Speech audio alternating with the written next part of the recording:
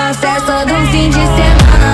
Vai me parar, vai me parar, vai me parar, vai me parar, vai me parar. So what's up mga kapare ko? So today ay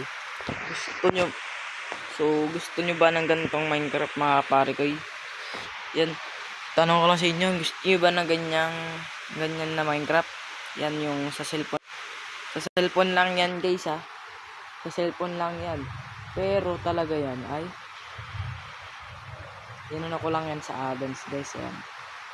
So kung makikita nyo, nilagay ko lang din siya sa add-ons. So let me know kung na-install nyo na to yung gantong panorama guys. So first step guys ay punta lang kayo dito sa may add-ons. So install nyo lang to yung add-ons dun sa may Play Store. So ayan, punta kayo dito sa may Java, search nyo lang dito Java, yan. So kung mapansin nyo, ayan, Bedrock to Java. So kitang-kita nyo naman na na-install ko na yung behavior tsaka yung yung resources pack nya. So ang gagawin na lang natin ay kailangan natin na sa Minecraft. So ayan. So tuturuan ko rin kayo kung paano natin ma-apply yung resources pack dito. So manood lang kayo na maigi para sa mga bago matututunan nyo dito sa video ko na to. So kung makikita nyo dyan ay meron tayong option. So dito parang dito kaya yan siya done na. So dito resources packs. So kung makikita nyo meron na tayong Java dito. So ang gagawin lang natin ay done na. So nag-loading pa lang siya. Makikita nyo loading pa lang siya at ilalagay at ibabalik natin si dati yung hindi pa Java sa Bedrock. Ibabalik natin siya. So maghintay lang kayo guys, ito na siya. Ito yung original nating Minecraft mga kapar. Ito yung orig niyan. Ayan, ito yung panoramang orig. So kung mapapansin nyo guys, hindi siya Java yung panorama niya. So ganito yan. Punta kayo sa settings nyo. Punta kayo sa global resources. Punta kayo dito sa my packs. Makikita nyo meron tayong Java add-on dito. So activate nyo lang yan. So may i-recommend ako sa inyo yung napakagandang shader.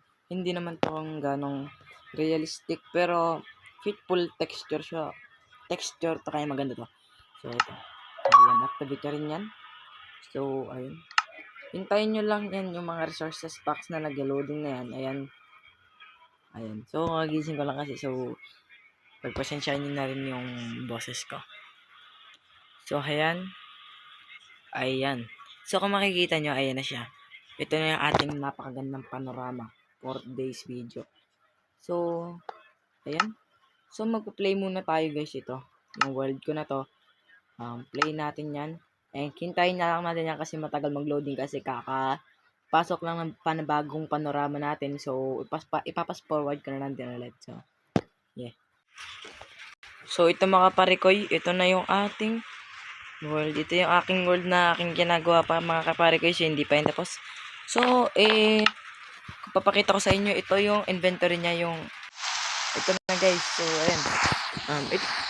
Papakita ko sa inyo ito yung kanyang inventory. So napakaganda para sa PC ka talaga naglalaro. Ayan. So may mga kanya pa siyang mga ganyan para may araw-araw siya. So meron pa naman tayong dito. Ito yung itsura niya kapag mag-type kayo ng mga cheats. So i-clear ko lang yung inventory ko. So i-clear ko lang. So as you can see, natanggal yung lahat natin. So medyo lag nga dito sa aking world kasi napakadami na rin ng bahay dito konti.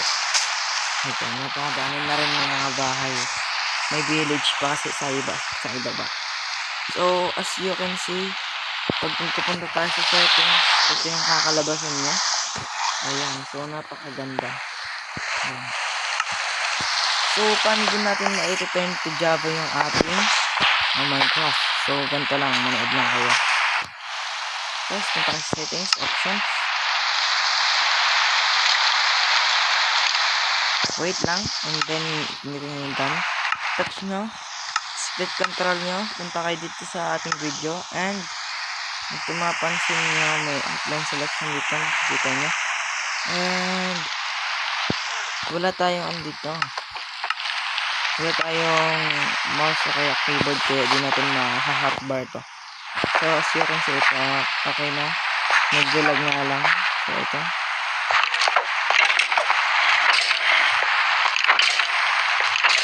So napakaganda din ng ano niya, ng shader niya.